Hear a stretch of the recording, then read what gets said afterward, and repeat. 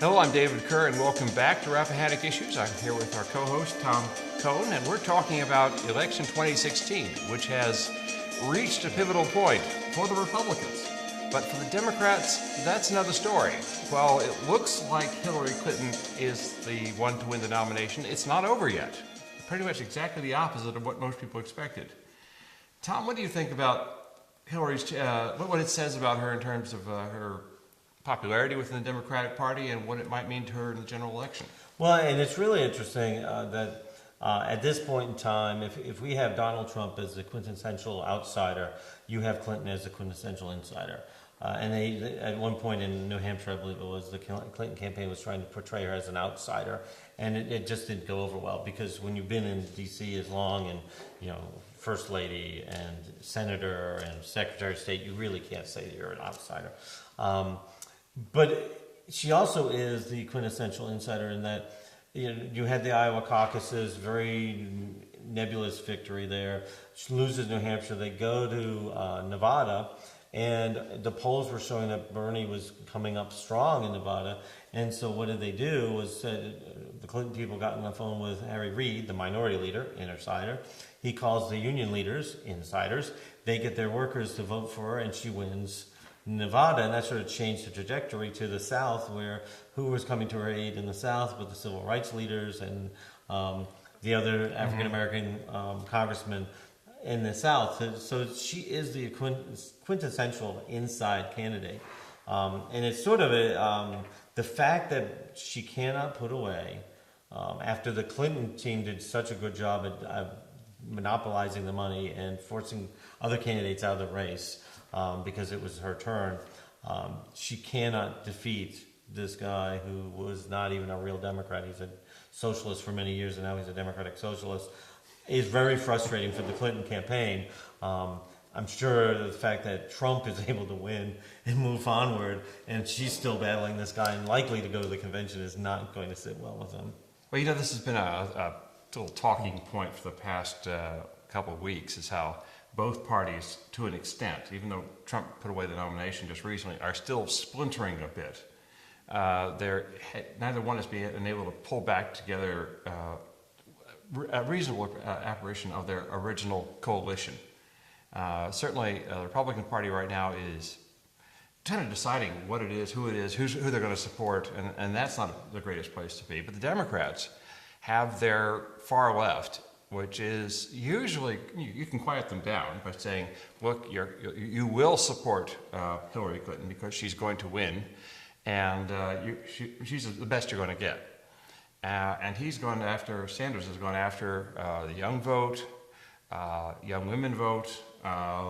It's not that far from the populist candidates of the early part of the 20th century. Norman Thomas, for example, populist socialist. He got a lot of votes in the 1932 election, and it's almost a similar strain. There were more responsible populists, there were more liberal populists, but Bernie's got this. You feel the fire. I won't tell you how I'm going to pay for it. I won't tell you whether it's practical or not. I'm just going to get you worked up, and it's a little bit of a backlash to being told what to do, which is probably not that different from what's happening in the GOP. Right. I mean, the Democrats are very fortunate. I think I said this way back last year, that they're not having a real contest because they would be just as fractured and splintered as the Republicans are, because they have this division in the party. They have the problem with the superdelegates, which were created to make sure that the Democrats don't pick a candidate that can't win the November election, like George McGovern, like McGovern and Dukakis, and and Mondale. And so there was a purpose for this, and it's serving its purpose, but then that really is taking the power away from the people, which just feeds into the Bernie Sanders message. What's interesting is, and you keep hearing some of the people who are for Clinton keep talking about the platform. Well, we'll try to push that Bernie can get some things in the platform. And Sanders apparently is smart enough to realize platforms are useless. Platforms mean nothing. There will be, in both parties, a big to-do about what the platform says. Then they'll have a vote, and there's always a floor vote on something, and the media will cover it. And then the candidate will give their speech on Thursday night, and then nobody will remember the platform for another 4 years. And it's apparently the Sanders campaign is aware of that, and they're pushing for more substantive elements. So look for them actually to get something in at the convention that says superdelegates are fewer or have less power. And probably there's talk of them trying to have a greater say on who the vice presidential nominee is, which way back in the day, the conventions could actually have a say Very in much so. that. So it really is interesting that the Democratic side is having a movement. Bernie has a movement. Trump has a movement. And there's certain strains in this country that are pushing, and the status quo doesn't want to give into it. And I really think we were talking about Trump. I don't want to over talk about Trump, but there are some issues that he's grabbed hold of. Trade with China, naturally said it in the most provocative and outlandish manner possible, which is a natural Trump trait. Not to be confused with Trump change.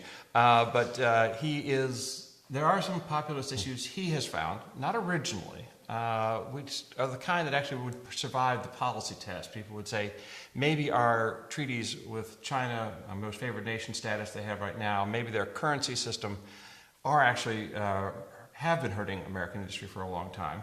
And you can go back and you can blame a little bit of that on Bush, and you can blame quite a bit of that on President Clinton.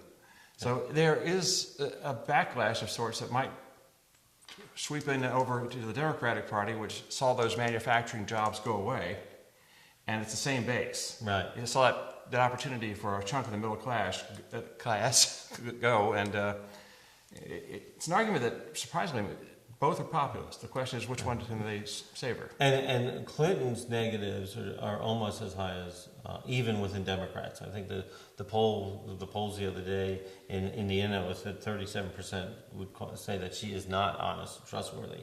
That's not good for a Democrat in your own party for people to be thinking that. The older Democrats that are for Bernie are likely to go for Clinton.